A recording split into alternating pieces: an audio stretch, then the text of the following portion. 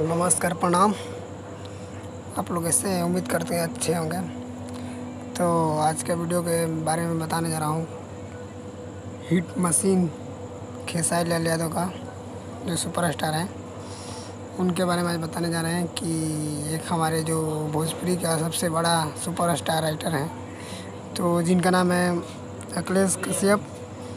तो उसने एक खेसारी जी का गाना दिए हैं और गाना आने वाला है, बहुत जल्दी आने वाला है।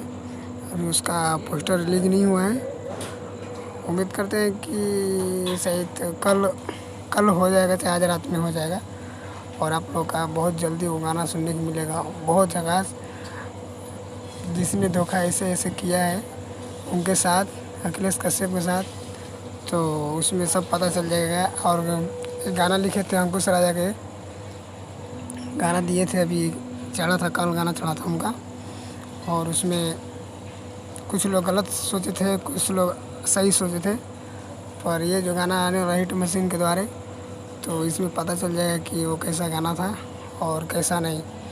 तो आप लोग तैयार रहिएगा सुनने के लिए। जैसा खबर मिलेगा हम आप लोग को बता देंगे।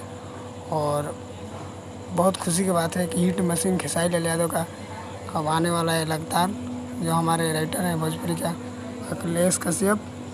तो उम्मीद करते हैं कि आप लोग कि यह गाना अच्छा लगेगा, और अच्छा लगेगा, बहुत अच्छा लगेगा।